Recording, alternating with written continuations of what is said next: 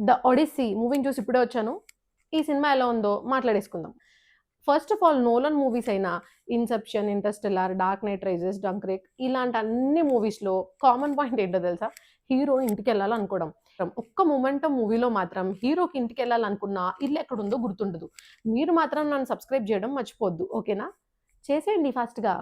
చేసారా? 'ద ఒడిస్సీ' మూవీలో కూడా హీరో అలానే ఇంటికెళ్ళాలనుకుంటాడు. మీరు గనక 'ట్రాయ్' మూవీ చూసుంటే ఆ మూవీ యొక్క కంటిన్యూషన్ ఈ మూవీ.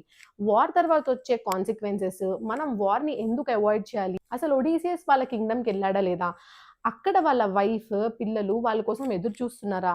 కింగ్డమ్ పరిస్థితేంటి? ఇది మూవీ యొక్క మొత్తం కాన్సెప్ట్ అన్నమాట. దాంతో పాటు ఈ మూవీ గ్రీక్ మైథాలజీ అడాప్టేషన్ కాబట్టి విజువల్‌గా కూడా మనకి చూడ్డానికి ఐ ఫీస్ట్‌లా ఉంటుంది.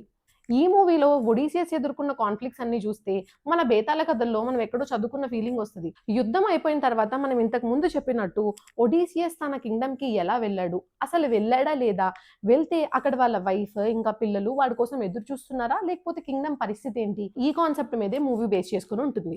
ఈయన తీసిన 'ఓపెన్ హైమర్' లానే ఈ మూవీలో కూడా why we should avoid war, పీస్‌ని మనం ఎందుకు చూజ్ చేసుకోవాలి, వార్ తర్వాత వచ్చే కాన్సిక్వెన్సెస్ ఏంటి అనేది చాలా బాగా ఎంఫసైజ్ చేశారు. ముఖ్యంగా తను ఇంటికి వెళ్ళే జర్నీలో వచ్చే కాన్‌ఫ్లిక్ట్స్ అన్నీ మనం మన పురాణాల్లో, బేతాళ కథల్లో చూసినట్టే మనకనిపిస్తది. ఒంటికన్ను రాక్షసుడు, మంత్రసాని, సుడిగుండాలు, చూడామణి ఇలా మనకి చాలా రిఫరెన్సెస్ కనిపిస్తూ ఉంటాయి. మెయిన్‌గా సినిమాకి హైలైట్ అయిన విల్లుని ఎక్కుపెట్టే సీన్ చూస్తుంటే మన రామాయణాన్ని హాలీవుడ్ స్క్రీన్ మీద చూసిన ఫీలింగొస్తది. నాకైతే గూస్ బంప్స్ వచ్చి ఇందులో ఉన్న క్యారెక్టర్స్ అన్నీ ఎలా ఉంటాయంటే, మనం మన పురాణాల్లో ఎక్కడో విన్నామబ్బా! ఎక్కడో చూసామబ్బా! అనుకునేలా ఉంటాయి. మన పురాణాలు రిఫరెన్స్‌గా తీసుకొని ఇంతే జెన్యూన్ అడాప్టేషన్‌తో ఇండియన్ మూవీస్ కూడా తీస్తే ఎంత బావుంటుంది గదా!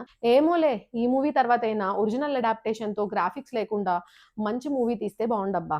ఇందులో నాకు కొన్ని నెగెటివ్ పాయింట్స్ అనిపించినవేంటంటే, హెలెనా అనే క్యారెక్టర్‌ని వేరే ఎవరైనా యాక్ట్రెస్‌తో ప్లే చేయిస్తే బావుండు అనిపించింది. నెక్స్ట్ పాయింట్ 'ట్రోజన్ వార్‌లో' మెయిన్ పార్ట్ అయిన హార్స్ ఈ మూవీలో నాకు కొంచెం ఆర్టిఫిషియల్‌గా అనిపించింది. మీరు కనుక 'ట్రాయ్' మూవీ చూసుంటే అందులో వాళ్ళు బోట్స్‌తోనే చేసినట్టు మనకి జెన్యూన్‌గా అనిపిస్తది. ఈ మూవీలో ఎలా ఉందంటే మీరు మూవీ చూస్తుంటే అబ్జర్వ్ చేయండి. ఇందులో హార్స్‌కి ఫైన్‌గా లిప్స్‌ని చెక్కినట్టు అనిపిస్తదనమాట. అది కొంచెం నాకు ఆర్టిఫిషియల్‌గా అనిపించింది. సేమ్ అట్లానే చేసుంటే బావుండేమో అని ఫీలింగ్ వచ్చింది. అపార్ట్ ఫ్రమ్ దట్ అన్ని నోలన్ మూవీస్‌లో లాగా బ్రెయిన్‌ని బ్లాస్ట్ చేసుకొని చూడాల్సిన అవసరం లేదు. ఆ ఫ్లోలో మూవీ వెళ్ళిపోతూ ఉంటుంది. మీరు ఇంకా చూడకపోతే టికెట్స్ బుక్ చేసుకొని ఎళ్లి చూసొచ్చేయండి. మూవీ ఎలా ఉందో కింద కామెంట్స్‌లో చెప్పడం మర్చిపోవద్దు. నా వీడియో కనుక మీకు నచ్చినట్టయితే లైక్, షేర్ అండ్ సబ్స్క్రైబ్ చేసుకోవడం మర్చిపోవద్దు.